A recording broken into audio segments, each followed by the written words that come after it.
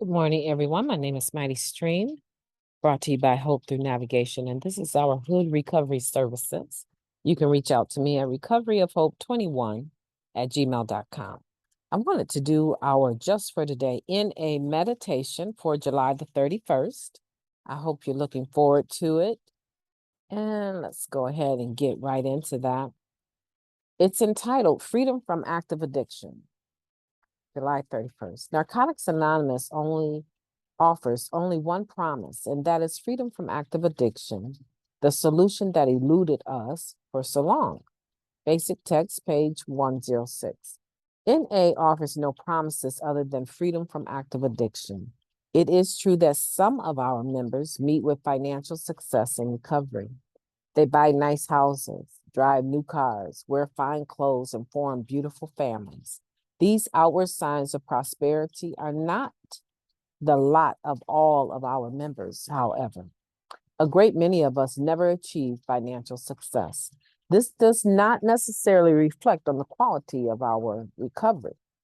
When we are tempted to compare ourselves to these other, seemingly more affluent members, it is good to remember why we came to the rooms of Narcotics Anonymous. We came because our lives had fallen down around us. We were emotionally, physically, and spiritually defeated. Our basic text reminds us that in desperation, we sought help from each other in Narcotics Anonymous. We came because we were beaten. For addicts, even one day clean is a miracle. When we remember why we came to Narcotics Anonymous and in what condition we arrived, we realize that material wealth pales in comparison to the spiritual riches we have gained in recovery. Just for today, I have been given a spiritual gift greater than material wealth, my recovery. I will thank the God of my understanding for my freedom from active addiction. Beautiful. I like that. I like that. One of the things I think is important for us in recovery to remember is that we all are recovering at different stages. I am amazed when I meet a student, a resident doctor, a student that is at the tail end of their studies for the medical field, right? They're learning to be an actual doctor. They're seeing patients, and with the help of their overseeing physician, they're making diagnoses that could change the life of their patient. I remember a resident doctor that I was especially fond of, and I don't think it was his first time having to give a diagnosis that was unfavorable, but I had done some blood work, and I remember when he came in to see me, he said, I have some good news and I have some bad news. He said, let me start with the good news. And then he went on to the bad news. And the bad news is that I had an autoimmune disease that was going to forever change the rest of the course of my life. And I remember paying attention to his facial expressions as he was sharing that with me. And he really looked sad. He really looked like he didn't want to give me that news. And I was like, wow, this is amazing to me. I was just, I don't know. I was very touched by his reaction, but I'm always touched by the brain power that it takes for an individual to go that far in their medical studies and to be at the end of that road where eventually they can get their license, right? And I said to myself, this world, like I only know a handful of recovering addicts that have gone on to the PhD level or on to be a medical doctor. I only know a handful. I know plenty that have gotten master's degrees in various areas, but I really only know a handful that have gone on to get PhDs or, become MDs. And I'm sure they're out there. I just don't know them. And one of the things I found out, the few that I do know, I just happened to find out that they were in practice. I just happened to find out that they had gone that far. It was never anything that they boasted about. There was nothing that,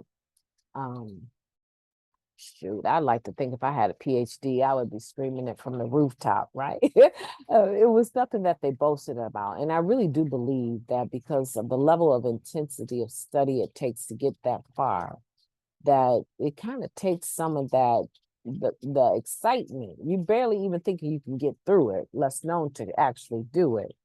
So there's a level of humility and understanding the grace of God to be able to get that far. And they're very grateful.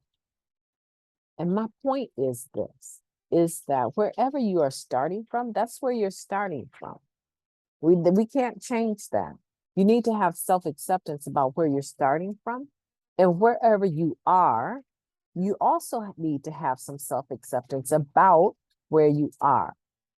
Maybe you're the individual that is just getting the GED. You didn't get the high school diploma, but you're getting the GED.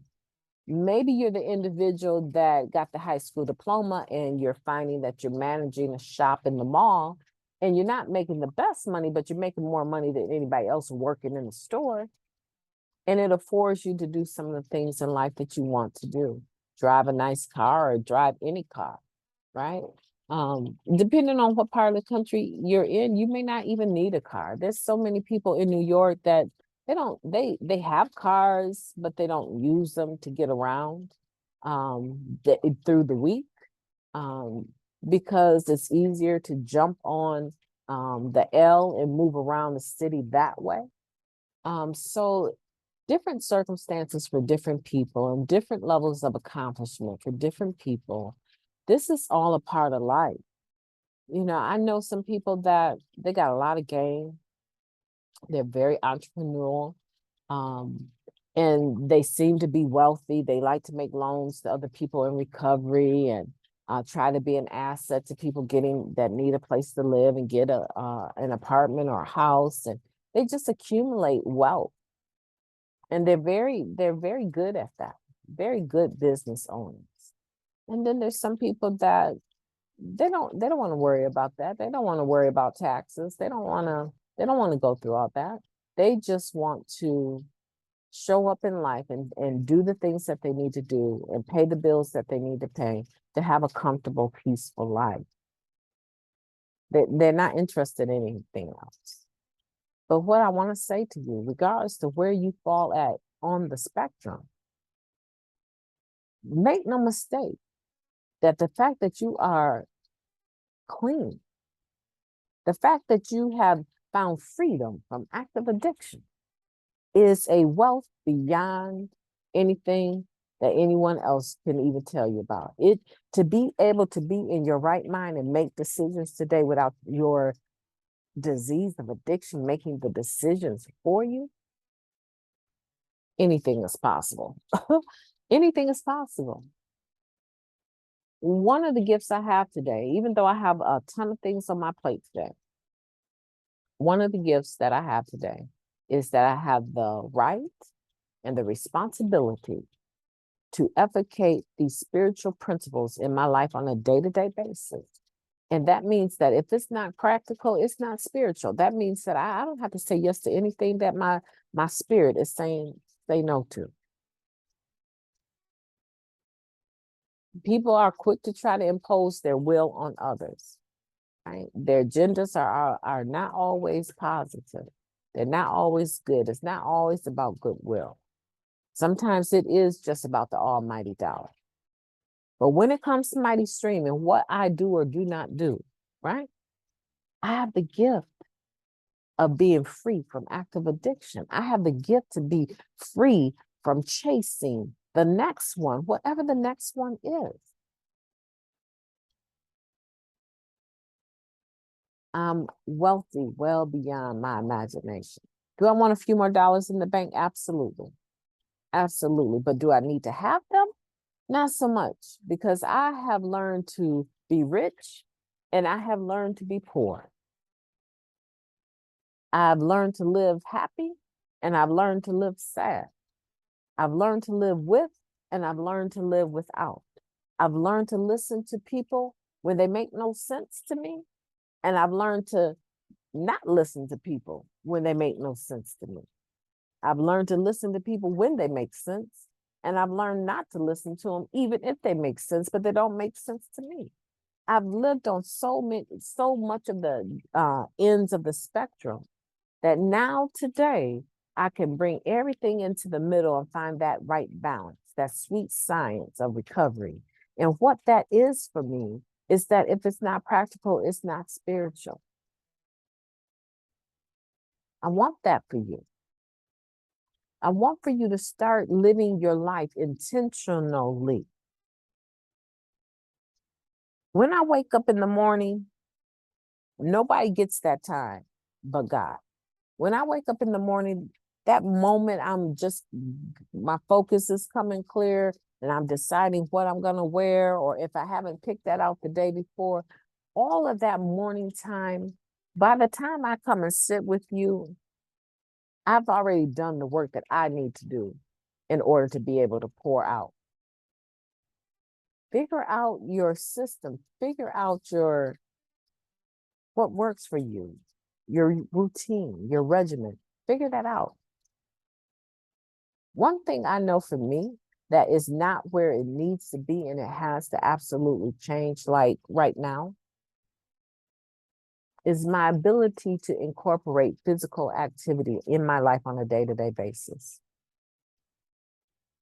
I am such a happier person when I am tackling my ailments and my mind state through physical activity. I love exercise. I would like to say exercise don't love me, but I love exercise. And if I approach it with a recovery mind instead of an obsessive and compulsive mind, I should not be in as much pain as I have experienced in the past from overdoing it. Figure out what that is for you, because you have been given a spiritual gift greater than any material wealth, your recovery. And we want to thank God for our understanding that we are free from active addiction. And we want to live our lives like we know it. My name is MightyStream, and I look forward to talking to you tomorrow.